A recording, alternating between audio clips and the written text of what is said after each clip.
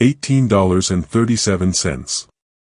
That's what it cost to shatter a mafia boss's carefully constructed walls and prove that kindness still existed in a world built on transactions. When Esther Williams handed over half of everything she had left to save a stranger from humiliation, she had no idea she was purchasing her future, or that the homeless-looking man she defended would return to rewrite her entire world.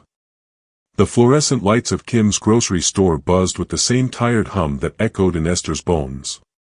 10 hours. 10 hours of standing, scanning, smiling at customers who barely saw her. Her feet screamed inside the worn sneakers she'd resold twice already, but she had 2 more hours before her shift ended. 2 more hours before she could drag herself back to the cramped room she called home, heat up yesterday's rice, and collapse onto a mattress that had more springs than comfort. Esther Williams wiped down the checkout counter for what felt like the 100th time, her dark fingers moving mechanically across the surface. At 23, she'd mastered the art of becoming invisible, a necessary survival skill for a black woman working minimum wage in Seoul. Keep your head down. Do your job. Don't make waves. It was a far cry from the dreams her mother had held when she'd sent Esther off to South Korea 7 years ago. Grace's daughter is going to university in Korea, her mother had announced to everyone in their Nairobi neighborhood, pride radiating from every syllable. My baby is going to escape this poverty and become someone important. But Grace Williams never lived to see how that story actually unfolded. Never saw how the scholarship program that promised so much would collapse in Esther's junior year, leaving her stranded between 2 worlds, too invested to quit, too poor to continue easily. Never saw how her brilliant daughter would spend 7 years clawing her way to a degree, working 3 jobs, sleeping 4 hours a night, learning to swallow her pride with every dismissive look and condescending comment. Never let hardship make you cruel, her mother had said the night before Esther's flight, gripping her hands with calloused seamstress fingers. The world will judge you for your skin, for your accent, for your empty pockets. But you judge yourself by your character. Esther touched the small pendant around her neck, the last gift her mother had given her, and felt the familiar ache of grief mixed with determination. 7 years later, she was still here. Still fighting. Still choosing kindness even when the world offered her none in return. The automatic doors whooshed open, and Esther glanced up out of habit. Her eyes caught on a man shuffling through the entrance, and her heart clenched with unwanted recognition. She knew that posture, the slight hunch of someone trying to make themselves smaller, less noticeable. She knew those clothes, dirt-streaked and worn beyond repair. She knew that look in his eyes, the one that expected rejection before words were even spoken. She'd worn that same look herself, more times than she cared to remember. The man moved slowly through the aisles, his movements careful, almost apologetic. He picked up instant noodles, a loaf of bread, a small carton of milk, the purchases of someone counting every coin. Esther watched him from the corner of her eye as she served other customers, something stirring in her chest. There was something odd about him, though she couldn't quite place what. His face had the gauntness of hunger, but his eyes held an intelligence, a sharpness that seemed at odds with his appearance. When he finally approached the checkout, fate placed him in Minji's line instead of Esther's. Esther was grateful for the reprieve, until she heard Minji's voice, sharp and cruel, cutting through the store's ambient noise. Do you even have money? Minji demanded, her tone dripping with disgust. People like you shouldn't be allowed in here. This isn't a charity. Esther's head snapped up. The man was patting his pockets, his face flushing with humiliation as other customers began to stare. A woman in an expensive business suit nearby made a show of moving away, her expression twisted with distaste. I had it, the man said quietly, his Korean accented in a way Esther couldn't quite place. I must have dropped my wallet. Convenient, Minji sneered, loud enough for everyone to hear. You probably never had any money at all. You're probably just trying to steal. The words hit Esther like a physical blow. She'd been there, oh God, she'd been there so many times. The suspicion in shopkeepers' eyes when she walked in. The way security guards followed her in expensive stores. The assumption that poverty equaled criminality, that struggle equaled worthlessness. Her mother's voice echoed in her mind, "You judge yourself by your character, by how you treat others when no one's watching." Esther's hands moved before her brain fully processed the decision. She stepped away from her register, ignoring the customer she was serving, and walked directly to Minji's station. "I'll pay for it," she said, her voice steady despite the hammering of her heart. Every eye in the vicinity turned to her. Minji's face contorted with contempt. The man, this stranger who'd been nothing but a target for cruelty seconds ago, looked up at her with eyes that suddenly seemed to see straight through to her soul. "That won't be necessary," he said quietly, but Esther was already pulling out her wallet with trembling fingers. Inside was $47. $47 to last until her next paycheck in 3 days. $47 that meant meals or bus fare, heat or hot water, survival or suffering. The items on the counter totaled $18.37. More than a third of everything I have, Esther thought, then pushed the thought away. Some things mattered more than money. Like dignity. Like proving that kindness still existed in a world that seemed increasingly designed to crush it out of people. "It's already done," she told the man, handing her card to a different cashier who'd hurried over when Minji's voice had grown loud enough to attract management attention. "Would you have done what Esther did, given nearly half of everything you had to defend a stranger's dignity? Drop your thoughts in the comments below. Sometimes the smallest acts of courage echo the loudest." Minji's face flushed red with anger and embarrassment as the manager finally appeared from the back office, his expression stern. "Minji, apologize to our customers immediately and then take a 15-minute break. We need to talk." "But sir," he was. "Now, Minji." As Minji stormed off, shooting venomous glares at both Esther and the stranger, the transaction completed with painful slowness. Esther felt every second tick by, aware of the eyes on her, some curious, some judgmental, most indifferent. The woman in the business suit muttered something in Korean to her companion, and though Esther's Korean was excellent after 7 years, she caught only fragments. "Poor people, always sticking together, probably knows him."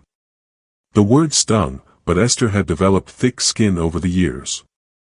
What surprised her was the flash of anger she saw across the stranger's face, as if he'd understood and was offended on her behalf. The cashier handed Esther her card back with an apologetic smile. "Thank you for your patience, miss.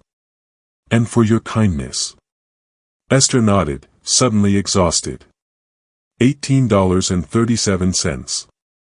She did the math automatically in her head. No meat this week, maybe skip lunch tomorrow and the day after, walk home instead of taking the bus to save fare.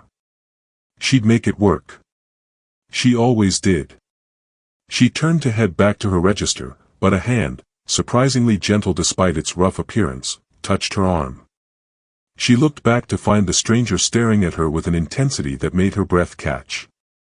"Thank you," he said, and there was something in those 2 words that went beyond gratitude. Something raw and searching, as if he was trying to solve a puzzle he hadn't known existed until that moment. "You didn't have to do that." "Why?" Up close, Esther noticed more inconsistencies. His hands, while dirty, didn't have the calluses and wear of someone who'd been homeless for long. His teeth, visible when he spoke, were too straight, too white. And those eyes, dark and intelligent and holding depths that seemed at odds with his appearance. "Because everyone deserves dignity," Esther said simply, meeting his gaze without flinching. She'd learned not to look away first, another survival skill from years of being underestimated. "And because I know what it's like to be treated like you're invisible. Like you're less than human because of your circumstances." Something shifted in the stranger's expression. His jaw tightened, and for just a moment, she saw something that looked like pain flash across his features before it was carefully hidden again. "What's your name?" he asked. "Esther. Esther Williams." "I'm." He hesitated, just a fraction of a second. "Minho." "Just Minho." "Well, Minho," Esther said, managing a tired smile despite everything. I hope things get better for you. I really do. She meant it. She'd been low before, so low she'd considered giving up and returning to Kenya with nothing to show for 7 years of struggle. She'd been hungry, been scared, been one bad break away from homelessness herself. If her act of kindness gave this man even a moment of hope, then $18.37 was worth it. Wait, Minho said as she started to turn away again. How do I repay you? When I get back on my feet, how do I find you? Esther shook her head. You don't. That's not why I did it. Just, if you see someone else struggling someday, help them if you can. That's enough payment. Before he could respond, her manager called her name sharply. Esther. Your register. She hurried back to her station, leaving Minho standing there with the small bag of groceries she'd bought him clutched in his hands. As she scanned items and made change for the next customer, she felt his eyes on her for several long moments before he finally turned and walked out of the store. Only then did Esther allow herself to feel the full weight of what she'd done. $29.63 left until payday. 3 days. She'd survived on less before. She'd make it work. What she didn't allow herself to think about was the stranger's eyes, how they'd looked at her like she was something precious and rare, how they'd held secrets she couldn't begin to guess at, how they'd made her feel seen in a way she hadn't experienced in years. Outside the store, in the darkness of the Seoul night, Kim Jae-Hyun stood beside his car, the sleek black luxury vehicle parked 3 blocks away where his security team waited. He stared at the crumpled groceries in his hands, at the receipt that showed $18.37, and felt something crack open in his chest that he thought had died with his mother 16 years ago. He pulled out his encrypted phone and dialed. Sukja, he said quietly when his head of security answered. I need a complete background check on someone. Her name is Esther Williams. Works at Kim's grocery store in Gangnam. I want to know everything by morning. Sir, is there a problem? No, Jae-Hyun said, his voice rough with emotion he couldn't quite name. I think I just met the most extraordinary person I've ever encountered. And I need to know if what I just witnessed was real. He looked back at the store, at the window where he could just make out Esther's profile as she worked, and made himself a promise. He would find out everything about this woman who'd given what she couldn't afford to lose to save a stranger's dignity. And then he would change her life the way she just changed his, whether she wanted him to or not. The Kim Sung Tower penthouse had floor-to-ceiling windows that overlooked Seoul like a kingdom waiting to be claimed. At 3 a.m., the city glittered below, a constellation of lights that represented money, power, and influence. Jae-Hyun stood before those windows, still wearing the filthy clothes from his experiment, unable to bring himself to shower away the evening's revelations. In his hand, he held the receipt. $18.37. He'd spent more than that on a single cup of coffee at business meetings. He'd dropped thousands on dinners he'd barely tasted, on gifts for women who smiled with calculation in their eyes, on maintaining an image that felt increasingly hollow.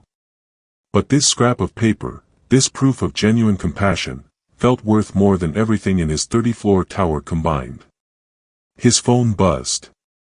Sukja, always efficient, already had preliminary information. Sir, I'm sending the initial report now.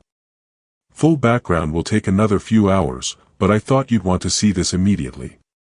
Jae-Hyun's tablet lit up with Esther Williams's face, a photo from her university ID, younger but with the same determined eyes. He began reading, and with each line, the crack in his chest widened. Esther Williams, 23, Kenyan national. Arrived in Seoul 7 years ago on the Africa-Korea Scholarship Initiative. Mother deceased, Grace Williams, died 3 months after Esther's arrival. Cause, stroke. Esther was unable to attend the funeral due to financial constraints. Jae-Hyun's jaw tightened. She'd been 16 and alone in a foreign country, dealing with grief while trying to survive in one of the world's most expensive cities. Scholarship program terminated in year 3 due to funding cuts. The student chose to remain in South Korea, working multiple jobs while continuing education part-time. I graduated 6 months ago with honors in international business. Current employment, cleaning services, morning shift, Taewon building, and retail, evening shift, Kim's grocery store. Combined income, approximately $1,800 monthly. Rent for single room in Gyeoryong Village, $650 monthly. Gyeoryong Village. Jae-Hyun knew it, Seoul's last remaining shantytown, a place of desperate poverty nestled incongruously among the city's gleaming wealth. The fact that it was in Gangnam, one of the richest districts in the world, made the contrast even more stark. No criminal record. No outstanding debts beyond basic living expenses. Known to volunteer at Compassion House Shelter on Sundays, only day off. Colleagues describe her as quiet, hardworking, and kind but keeps to herself. There were more, pages of data that Sukja's team had compiled with frightening efficiency. But one note at the bottom made Jae-Hyun's breath catch. The subject's bank account currently holds $29.63. The next paycheck is due in 3 days. $29.63. She'd given more than half of everything she possessed to help him. The woman who caused the incident at the store, Jae-Hyun said into the phone, his voice cold now. Min-ji Park. What do we know about her? Papers rustled on Sukja's end. Interesting you should ask. She's actually been under investigation by our business intelligence team for the past month. She's part of a credit card fraud ring, been skimming customer information and selling it. We estimate she's stolen over $50,000 from various customers in the past year. And she's still working in my store. Jae-Hyun's voice dropped to a dangerous quiet that made even Sukja, who'd worked for his father and feared little, hesitate. We were building a case, sir. We wanted to catch the entire network. I don't care about the network. I want her arrested by noon tomorrow. Press full charges, and make sure every news outlet in Seoul knows exactly what she did. Send the evidence to the prosecutor's office immediately. Yes, sir. And the woman in the business suit who mocked you, Choi Yuna. What would you like done about her? Jae-Hyun remembered the contempt in that woman's voice, the cruel laughter, the way she'd looked at both him and Esther like they were garbage. Find out where she works. Acquire the company. Quietly. I'll decide what to do with her later. Understood. And Esther Williams, sir. What are your intentions? That was the question, wasn't it? Jae-Hyun looked down at the receipt again, at the proof that kindness without an agenda still existed in the world. I'm going to repay her, he said slowly. But not in a way she'll refuse.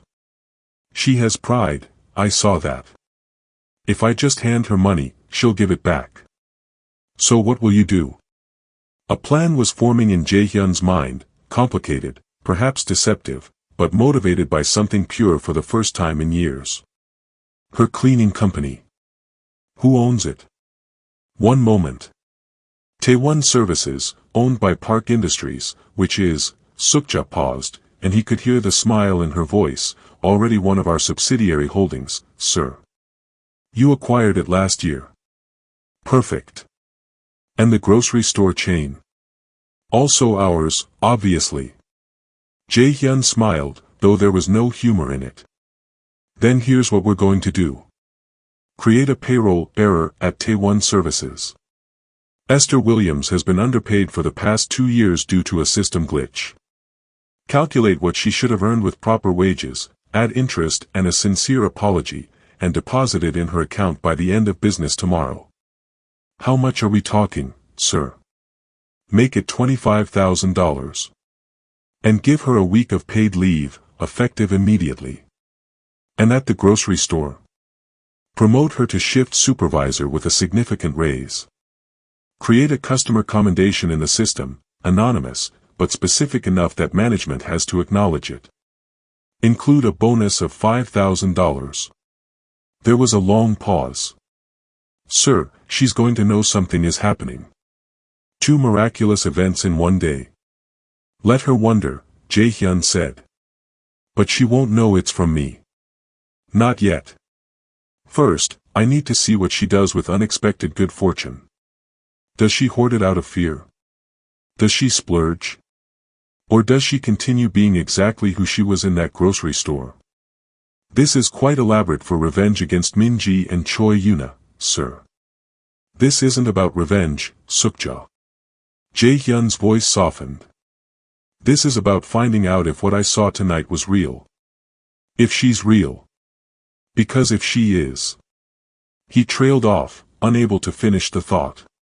If she was real, then everything he believed about the world, about people, about connection, about the impossibility of finding someone who could see past his wealth, might be wrong. And that terrified him more than any business rival or criminal threat ever had. Get some rest, sir, Sukja said gently. Morning will come quickly. But Jae-Hyun didn't sleep. He stood at his window, watching Seoul's lights blur and separate as dawn approached, and thought about tired eyes that still held kindness, about hands that gave when they had nothing to give, about a voice that said, everyone deserves dignity, like it was the simplest truth in the world. By sunrise, the wheels he'd set in motion would begin to turn. And Esther Williams's life was about to change, whether she was ready for it or not. Esther's alarm didn't go off at 5 a.m. like it was supposed to. By the time she jolted awake, sunlight was already streaming through the single window of her cramped room, and her phone showed 7:30 a.m. She was supposed to be at the Taewon building by 6 a.m. No, no, no. She scrambled out of bed, her heart racing. She couldn't afford to lose this job. Not with only $29 in her account. Not with rent due in 2 weeks. She was pulling on her cleaning uniform when her phone rang. Mr. Lee, her supervisor at Taewon Services. Mr. Lee, I'm so sorry, I overslept, I'm leaving right now.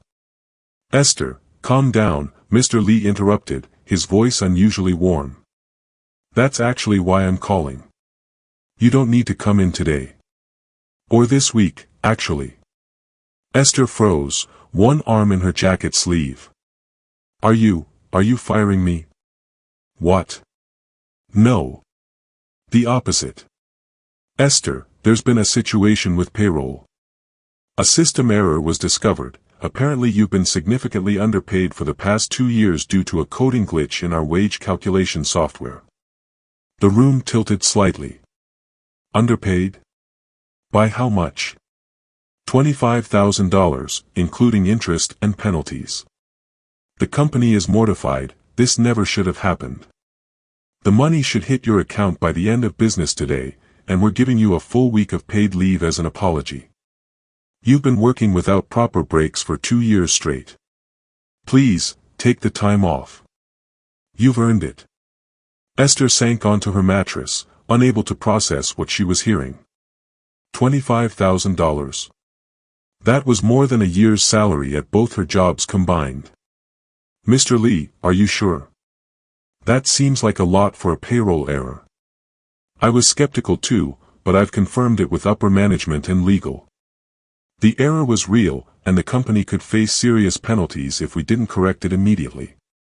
Esther, this is legitimate. Take the week off. Rest. You deserve it. After he hung up, Esther sat in stunned silence, staring at her phone. $25,000. She could pay rent for months in advance. Buy new shoes that didn't hurt her feet. Maybe even save some for emergencies. But something felt off. In 7 years of working in Seoul, navigating bureaucracy and corporate systems, nothing had ever been this easy, this generous. Companies didn't just discover massive payroll errors and immediately correct them with interest and paid leave. They fought tooth and nail over every penny. Still, she wasn't about to look a gift horse in the mouth. She checked her bank account obsessively throughout the morning, barely believing it when the deposit actually appeared at 2 p.m., $25,000. Her account balance went from $29.63 to $25,029.63. Esther stared at the numbers until they blurred. Then she did something she hadn't done in years, she cried. Not sad tears, but overwhelmed tears of relief so profound it felt like drowning and breathing for the first time simultaneously. When her shift at Kim's grocery store began that evening, she was still in a daze. Her manager, Mrs. Kong, called her into the office before she could even clock in. Esther, I have some news. First, Min Ji was arrested this morning. She's been stealing customer credit card information and selling it as part of a fraud ring. The police have evidence of over $50,000 in theft. Esther's mouth fell open. Min Ji? But she's worked here for years. Apparently that's how long she's been stealing. The company is grateful you maintained such professionalism during yesterday's incident, especially since you're not even assigned to the registers. Because of that, and because a customer filed a formal commendation about your character, we'd like to offer you a promotion. A promotion? Esther's voice came out as a squeak. Shift supervisor. 25% raise, better hours, and management training. Also, Mrs. Kong slid an envelope across her desk. This is a bonus from the corporate. $5,000, for exemplifying the values of kindness and dignity that we want all our employees to embody. Esther took the envelope with trembling hands. 2 miracles in one day. First $25,000, now a promotion and $5,000 more. The universe didn't work this way. Good things didn't rain down on people like her without reason. Mrs. Kong, who filed the customer commendation. It was anonymous, but very detailed. They specifically mentioned how you handled yourself yesterday with Min Ji and that homeless man. The homeless man. Min Ho. Esther's mind raced back to his eyes, intelligent, piercing, seeing too much. To the way he'd hesitated before giving his name. To his 2 straight teeth and uncalloused hands. No. It couldn't be. Could it? Is something wrong, Esther? You look pale. I'm fine. Just, overwhelmed. Thank you, Mrs. Kong. I accept the promotion. That night, as Esther walked home through Seoul's glittering streets with $30,000 suddenly in her account and a promotion that changed her future, she couldn't shake the feeling that someone was watching. Not threatening, protecting. Like invisible strings were being pulled by hands she couldn't see. She touched the pendant her mother had given her, remembering those final words, "You judge yourself by your character, by how you treat others when no one's watching." But what if someone had been watching? What if Min Ho wasn't who he'd appeared to be? And if he wasn't, what did he want from her? The questions followed her into troubled sleep, where she dreamed of homeless men who transformed into princes, and grocery stores where every act of kindness had consequences she couldn't predict. By morning, she would have her answers. Whether she was ready for them or not. Esther spent her unexpected day off doing something she hadn't done in years, walking through Seoul without purpose or destination. Not rushing to work, not counting coins for bus fare, not calculating how many hours until her next shift. Just walking, breathing, trying to make sense of the impossible turn her life had taken. She found herself in Gangnam, among the luxury boutiques and cafes where a single coffee cost more than she usually spent on a day's meals. She still couldn't bring herself to go inside, despite the weight of $30,000 in her account. Old habits died hard, and poverty had taught her that windfalls disappeared as quickly as they came. The sun was setting when she finally turned toward home, her feet carrying her along familiar streets. She was 3 blocks from her building when the sleek black car pulled up beside her. At first, she thought nothing of it. Expensive cars were common in this part of the city, though rare in her actual neighborhood. But then the rear window rolled down, and Esther's world tilted on its axis. The man in the back seat wore a suit that probably cost more than her annual rent. His hair was perfectly styled, his skin clear and healthy, radiating the kind of grooming that came from wealth and privilege. But it was his eyes that stopped her heart, those same intelligent, piercing eyes that had looked at her across a grocery store counter with such raw gratitude. "Hello, Esther," he said, and even his voice was different, confident, cultured, with an authority that made her earlier assessment of him seem laughable. "I think we need to talk. Would you please get in?" Every survival instinct Esther had developed screamed at her to run. Strange men in expensive cars asking her to get in. Nothing good came from that.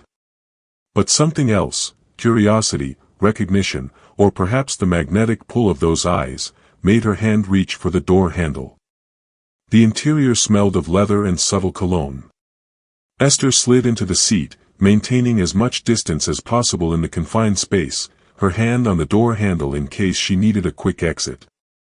"Who are you?" she asked, proud that her voice remained steady. "My real name is Kim Jae-Hyun," he said, and she noticed he didn't apologize for the deception yet. "And I owe you an explanation, and an apology." As the car glided through Seoul's evening traffic, Jae-Hyun told her everything. His father's empire. The Kim Sung dynasty. His experiment to find someone who could see past wealth and status. How her simple act of kindness had shattered his cynical worldview. With each revelation, Esther's grip on the door handle tightened. When he admitted to the payroll error and the promotion, anger finally broke through her shock. "So you lied to me," she said, her voice sharp now. "You manipulated me. You used me for some kind of social experiment to prove what? That poor people can be kind. That were interesting enough to study?" "Yes," Jae-Hyun said, and his blunt honesty surprised her. "And I'm sorry. But Esther, what I found was real. Your kindness wasn't calculated or fake. You gave when you had nothing to give. Don't tell me what I gave." Esther's voice rose, years of swallowed frustration finally finding an outlet. "You have no idea what that $18 meant to me. No idea what it's like to choose between eating and dignity, between survival and principle. You got to play poor for a night, then go home to your penthouse and your security team and your empire. I don't get to take off the costume, Mr. Kim. This is my life." "You're right," Jae-Hyun said quietly. "I can't understand that. But I can tell you that in 28 years of living, surrounded by people who smile while calculating how to use me, you're the first person who looked at me, at who you thought I was, and chose kindness over judgment. Do you know how rare that is? So you bought me. Is that what this is? The money, the promotion, payment for making you feel good about humanity for 5 minutes? I don't want your money," Esther said firmly, though her heart was breaking at the thought of returning it. $30,000 could change her life. But accepting it would mean accepting that her act of kindness had been witnessed, judged, and compensated like a transaction. "I'll return it all. I don't need charity from someone who played games with me." "It's not charity," Jae-Hyun said, and there was something almost desperate in his voice now. "And this isn't a game anymore. Esther, in 3 days, you've made me feel more seen, more human, than anyone has in my entire life. I've spent my whole life surrounded by people who want something from me. You're the first person who gave me something, dignity, expecting nothing back. That doesn't change that you lied. You're right. I did. But I'm here now, with no disguise, no pretense, asking if you'd give me a chance to know you as I really am." The car had stopped. Esther looked out and realized they were in front of the Four Seasons Hotel, one of Seoul's most exclusive establishments.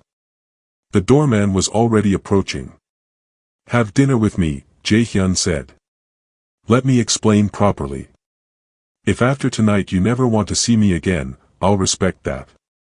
The money is yours regardless, you earned it with your character, not your labor.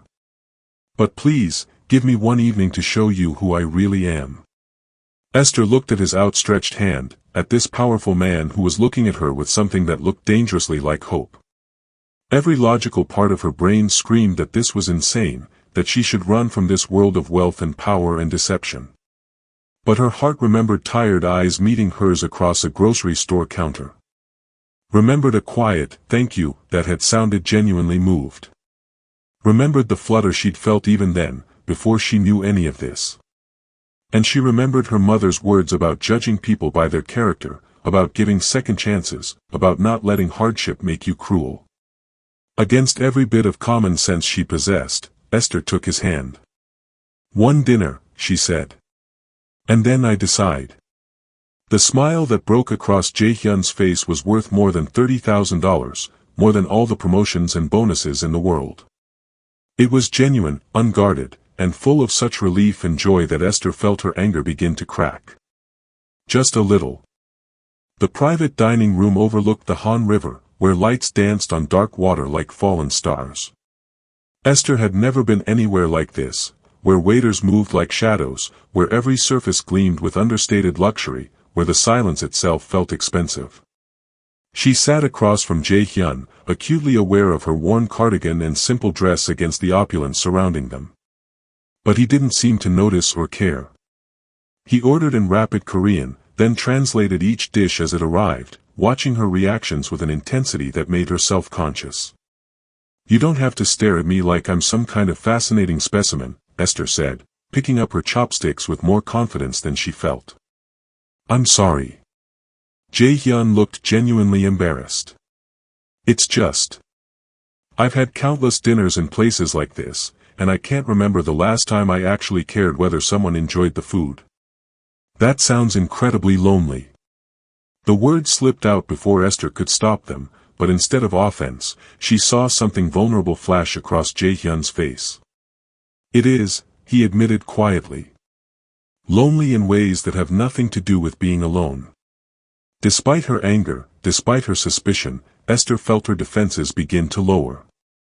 She recognized that particular kind of loneliness, the kind where you could be surrounded by people and still feel invisible. "Tell me about your mother," she said suddenly. "Not the business empire or the experiment. Tell me about the woman who raised you." Jae-Hyun's hand stilled on his chopsticks. For a long moment, she thought he wouldn't answer.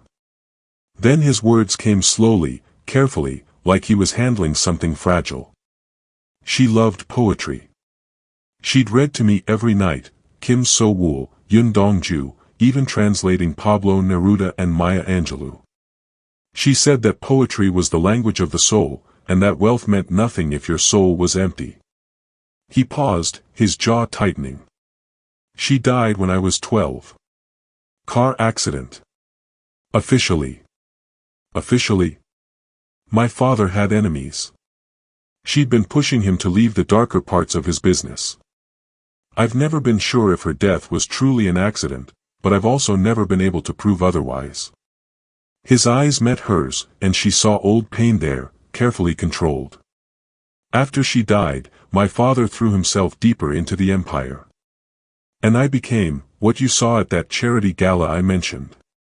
Someone who commands respect but never truly connects." Esther's chest tightened. "My mother died when I was 16. 3 months after I arrived in Korea. She had a stroke while working at her sewing machine. I couldn't afford to fly back for her funeral." "God, Esther. I'm so sorry. She made me promise something before I left Kenya." Esther touched the pendant at her neck. She said, "Never let hardship make you cruel.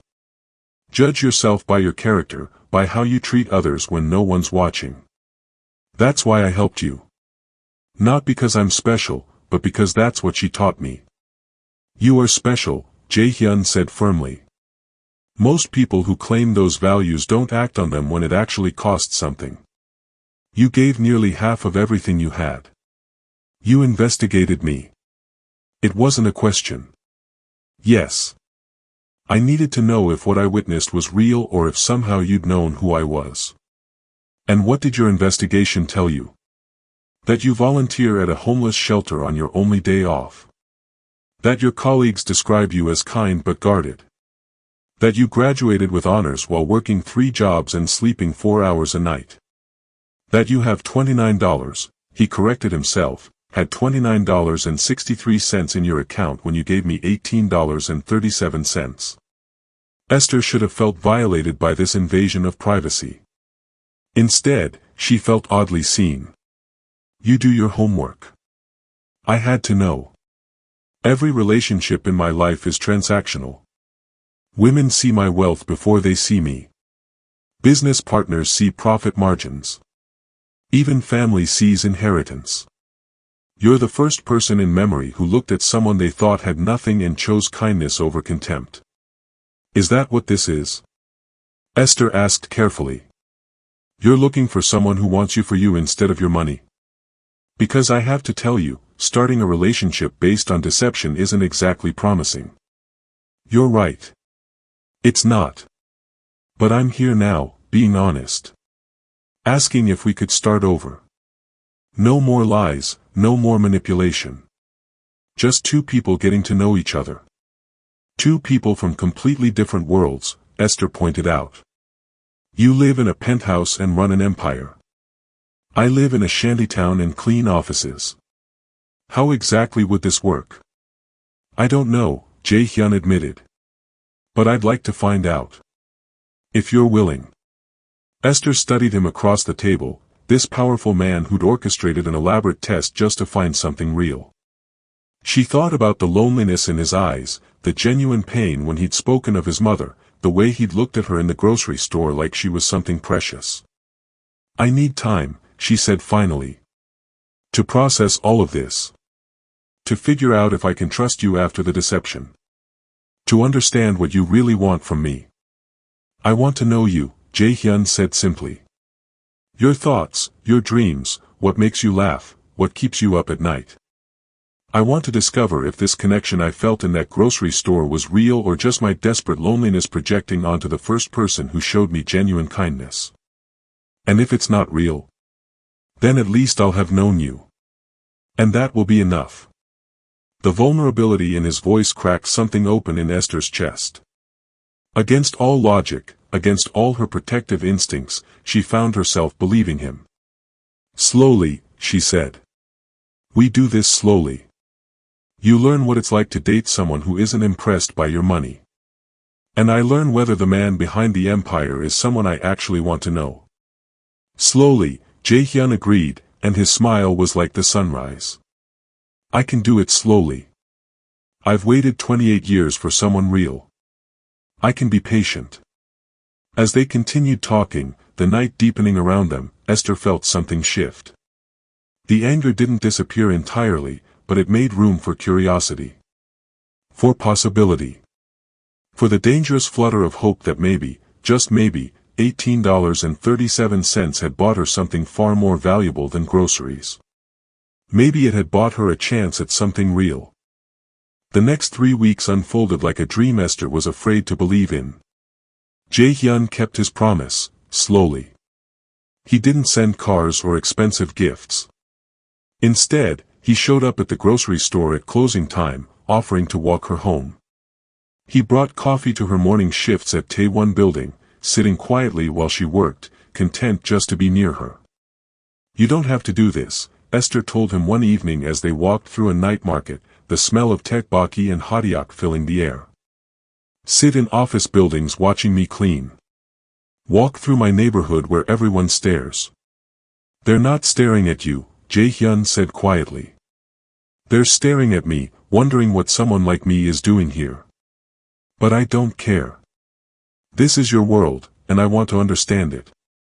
He met the residents of Guryeong village, the elderly woman who sold vegetables from a cart, the young mother with 3 children in a room smaller than Esther's, the teenage boy who dreamed of university but couldn't afford it. Jae-Hyun listened to their stories with genuine attention, and Esther watched him carefully, looking for signs of condescension or pity. She found neither. Only a growing awareness in his eyes of how the other half lived. I own companies that employ thousands, he said one night as they sat on the steps of her building, sharing a convenience store kimbap. But I've never actually understood what it means to survive on what we pay.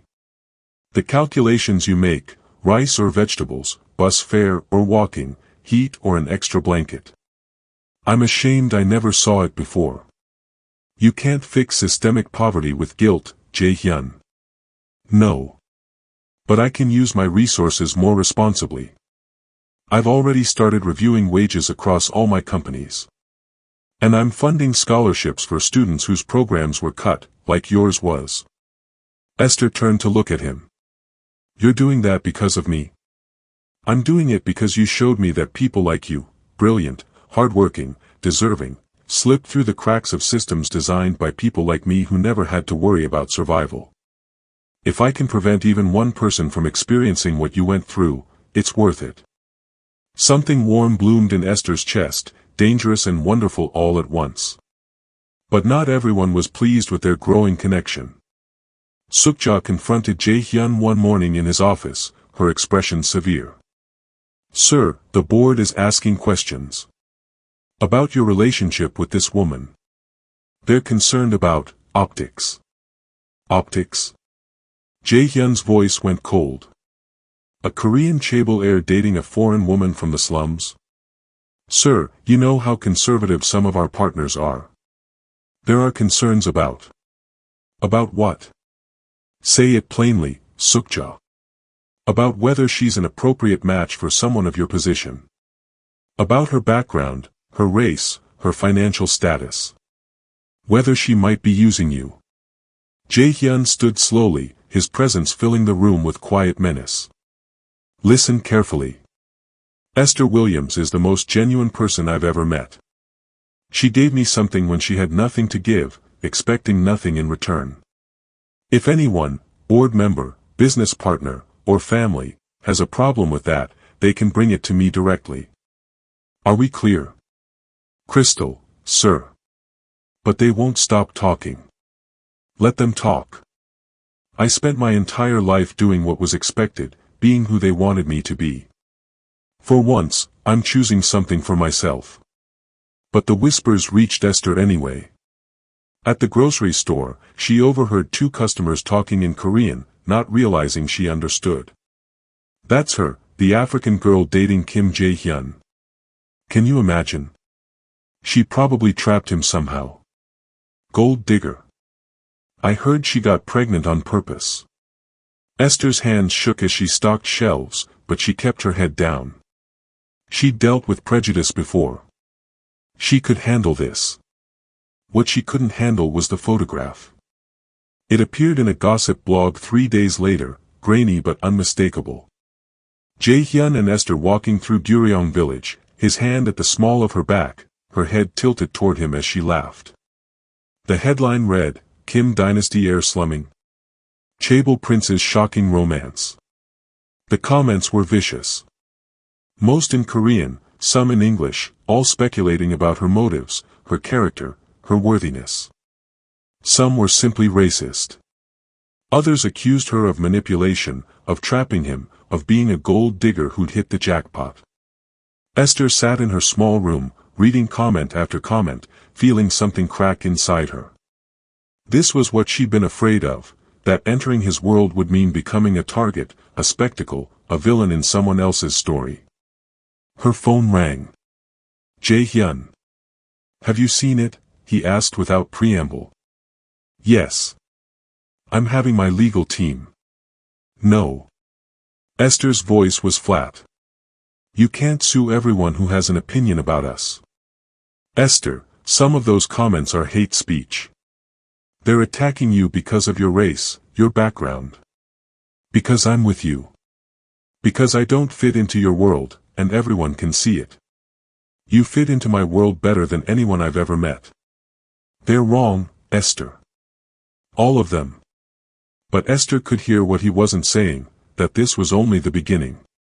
That dating him meant living under a microscope, being judged and found wanting by people who didn't know her, being reduced to prejudices and stereotypes. "I need some time," she said quietly. "To think about whether I can handle this. Whether I'm strong enough for what being with you means." "Esther. Please, Jae-Hyun. Just, give me a few days. Alone." The silence on the other end was heavy with unspoken words. Finally, he said, "Okay. But Esther. Whatever you decide, know this, you're the bravest, strongest, most remarkable person I've ever known. And if the world can't see that, it's the world that's blind, not you." After they hung up, Esther sat in the darkness of her room, feeling the weight of two worlds pressing down on her shoulders, wondering if love, if that's what this was becoming, could really bridge the impossible distance between them. For 5 days, Esther avoided Jae-Hyun's calls. She went to work, came home, and sat in her small room staring at her phone as his messages piled up. "I'm here whenever you're ready to talk. The comments have been taken down. I've hired security to ensure your privacy. Please, just let me know you're okay." Each message made her chest ache, but she couldn't bring herself to respond. The photograph had opened a floodgate of reality she'd been trying to ignore. She wasn't just dating Jae-Hyun, she was entering a world that didn't want her, that would scrutinize her every move, that would always see her as the poor African girl who didn't belong. On the 6th day, Esther's co-worker Ji-won approached her during their break at the grocery store, her expression sympathetic but cautious. "Esther, I need to tell you something. As a friend." Esther looked up from the inventory list she'd been pretending to read. "What is it?" "There's a woman here. She's been asking questions about you for the past hour. Expensive suit, designer bag. She says she's from Kim Jae-Hyun's family." Esther's stomach dropped. "Where is she?" "Waiting in the manager's office. She specifically asked to speak with you privately." The woman was perhaps 50, elegantly dressed, with Jae-Hyun's same sharp eyes but without any of his warmth. She stood when Esther entered, looking her up and down with an expression that managed to be both polite and dismissive. "Miss Williams. I'm Kim Jae-Hyun, Jae-Hyun's aunt and a member of the Kim Sung Holdings board. Thank you for agreeing to speak with me." "I wasn't aware I had a choice," Esther said, remaining standing. A thin smile. "Please, sit. This won't take long." Esther sat, spine straight, hands folded in her lap, a posture her mother had taught her, "Never let them see you intimidated." "I'll be direct," Jae-Hyun said. "My nephew has been distracted lately. Neglecting important business matters. Making decisions that concern the family. All because of this relationship with you. I haven't asked him to neglect anything. Perhaps not intentionally. But you must understand, Jae-Hyun has responsibilities. To his family, to our business, to legacy that spans generations. He cannot simply abandon all of that for." She gestured vaguely, "a romantic impulse. Is that what you think this is? An impulse? What else could it be? You've known each other less than a month. You come from completely different worlds. Surely you can see that this relationship has no future." Esther's hands clenched in her lap, but her voice remained steady. "With respect, Mrs. Kim, Jae-Hyun is 28 years old. He can make his own decisions about his relationships." "Can he?" Jae-Hyun leaned forward. "Or is he making decisions based on guilt and loneliness? My nephew lost his mother young. He's been searching for genuine connection ever since. You provided that, and I don't doubt your kindness was real. But kindness doesn't build a foundation for the kind of life he leads. What exactly are you asking me to do?" Jae-Hyun pulled an envelope from her designer bag and placed it on the desk between them. "I'm offering you $2 million to end this relationship quietly. No drama, no public statements. Just, let him go. He'll hurt for a while, but he'll recover. And you'll be set for life. You could return to Kenya, start a business, live comfortably. Isn't that what you want? Security?" Esther stared at the envelope like it was a snake. $2 million. More money than she'd ever dreamed of having. Enough to transform not just her life, but the lives of everyone in her village back home. Her mother had died in poverty. With that money, Esther could ensure no one else's mother had to. But accepting it would mean confirming everything the cruel commenters had said. That she was a gold digger. That she'd been using Jae-Hyun. That their connection was transactional after all. "I need to think about it," Esther heard herself say, and hated the weakness in her voice. Jae-Hyun smiled, a victor's smile. "Of course. Take your time. But Miss Williams, understand this, you will never truly belong in his world. the prejudice you've experienced. It will only get worse. Every event, every business dinner, every family gathering, you'll be the outsider. The one who doesn't fit. Is that really the life you want? To always be fighting for acceptance in a world determined to reject you? After Hae-won left, Esther sat alone in the office, staring at the envelope. She thought about the comments, the stares, the whispers. About being reduced to her race and her poverty in every conversation. About always being the African girlfriend instead of just Esther. She thought about Jae-hyun's face when he talked about his mother, about the loneliness in his eyes that mirrored her own. About the way he'd shown up at her work every day for 3 weeks, content just to be near her. About how he'd listened to the stories of Gyeoryong village residents with genuine care. But she also thought about Hae-won's words, he's been neglecting important matters. Making decisions that concern the family. Was she holding him back? Would loving her cost him everything he'd built? And if it did, would he eventually resent her for it? Esther picked up her phone and typed a message to Jae-hyun, we need to talk. Tonight. Alone. His response came within seconds, I'll be there. Whatever you need to say, I'll listen.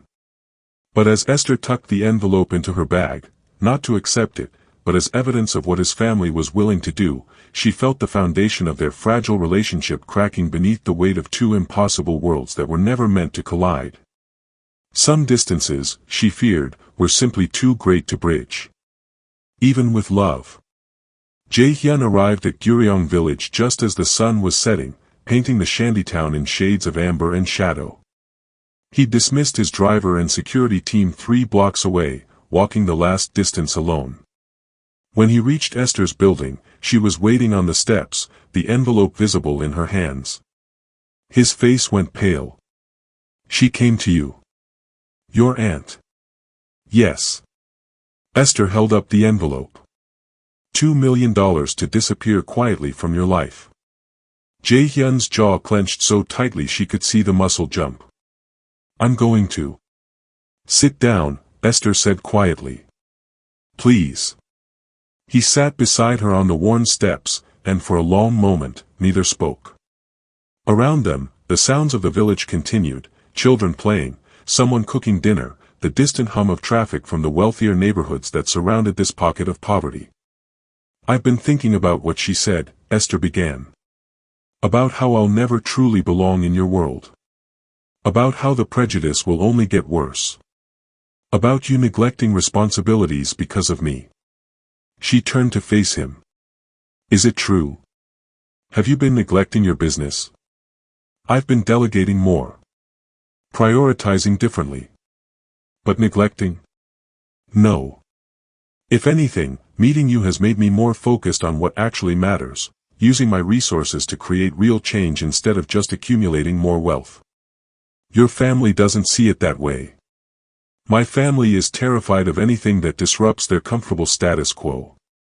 They'd rather I marry someone appropriate, meaning Korean, wealthy, connected, and be miserable than choose happiness with someone they consider beneath us. His voice was bitter. They learned nothing from my mother's death. She tried to get my father to change, to leave the darker parts of his business, and it cost her everything. Now they want me to repeat his mistakes. Esther's hands trembled on the envelope. What if they're right, though? Not about me being beneath you, I know my worth. But about us coming from worlds too different to reconcile. I'm exhausted, Jae-hyun. Exhausted from defending our relationship to strangers. From seeing myself reduced to stereotypes in comments. From wondering if loving you means losing myself in the process. Then don't lose yourself. Jae-hyun took her hands, envelope and all. Keep being exactly who you are, the woman who gave half of everything she had to defend a stranger. The woman who volunteers at shelters on her only day off. The woman who graduated with honors while working 3 jobs. You don't need to become someone else to fit into my world. My world needs to expand to deserve you. That's a beautiful sentiment, but nothing.